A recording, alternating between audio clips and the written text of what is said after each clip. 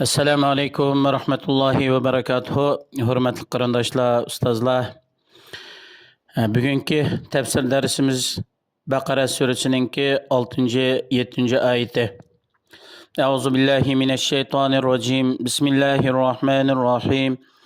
إن الذين كفروا سواء عليهم أأنذرتهم أم لم تنذرهم لا يؤمنون ختم الله على قلوبهم وعلى سمعهم وعلى أبصارهم غشاوة ولهم عذاب عظيم.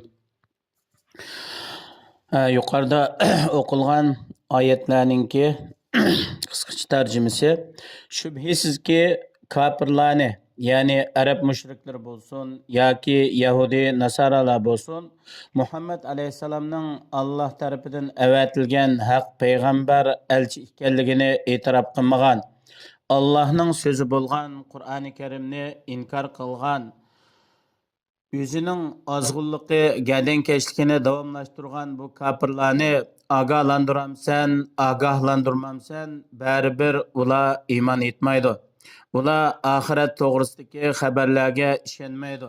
Ularning kufrligi Alloh taolaning azaliy ilmida putilib ketgan.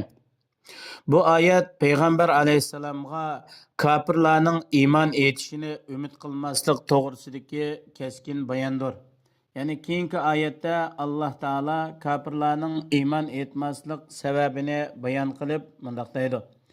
Ularning iymon etmasligi Alloh taolo ularning dillarini pechatlayib etgan. Ularning dillariga haq kirmaydi, iymon nuri kirmaydi. Quloqlarini pechatlayib etgan. Haqiqatni haqiqiy tushunib qabul qilish bilan anglamaydi. Alloh taolo ularning ko'zlarini pardalagan. Haqiqat shundoq ro'shan tursimi uni ko'rmaydi. Ular oxiratda haqni anglamaganligi, qabul qilmaganligi uchun qattiq azobga duchor bo'ladi. Bu Baqara surasininki avvalidagi 4 oyat mu'minlarning sifatlari, ya'ni g'aybga ishonadigan, namoz o'qiydigan, zakotni ado qiladigan va boshqa payg'ambarlarga nozil bo'lgan samaviy kitoblarga ishonadigan haqiqiy utuq qozong'uvchi mu'minlarning sifati. Uningdan keyingi bu ikki oyat asosiy kofirlarning sifati. Buningdan keyingi darsimizda so'zlanadigan 13 oyat bo'lsa munofiqlar to'g'risida. Chunki Alloh subhanahu va taolo Qur'oni Karimning avvalida haqiqiy utuq qozonadigan mu'minlarning sifatini bayon qilib, uningdan keyin haqni to'lamaydigan kofirlarni bayon qildi. Chunki haq bilan haqiqat ochiq bo'lgan vaqtida haqqa ishonguchilar va ishonmaguchilar oshkor bo'lgan vaqtida bu aniq ayriladi. Ammo bu ikki oyatdan keyingi, ya'ni 13 oyatda asosan munofiqlarningki ahvollari so'zlanadi. Buni keyingi darsimizda davomlashtiramiz. Chunki kafir degan buning qilmishlari aniq bo'lganlikdan uningga jiq bir tushuncha ketmaydi. Ammo munofiqningki tilida o'zi iymonni da'vo qilib, qalbida e'tiqod qilmaganlikdan buni ayırmak ters bo'ladi. Shuning uchun Alloh subhanahu va taolo munofiqlarningki zikrini biroz uzun bayon qilgan, ya'ni tafsili tushunib olishimiz uchun. Endi bu kufr degan so'z arabchada bir narsani o'rash, yepish degan ma'noda bo'lib, kechimi kufr deyiladi. Chunki kecha o'zining qorong'uligi bilan hamma narsani o'raydi. Mesela ziraat tırgıçımı küfür değildi. Çünkü o topu bilen uruk dallarını yapıdı, oraydı. Kafir mi hakikatki tiniş, inkar kılış arkalık onu kabul kılmaydı. Bu küfür degen sözün ki lügat taraftan ifadeleyen manaları. Alimler Kur'an hadisinin körsetmesi boyunca küfürünü 4 türlük deydi. Yani inkar kılış, tiniş, gerdenkeşlik kılış ve münafıklıktan ibaret.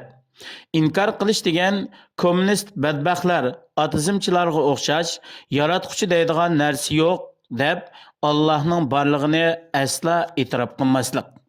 Tinish degan yaratquchining Allohning bor ekanligini bilsimi, lekin tili bilan va dili bilan e'tirof qilmaslik.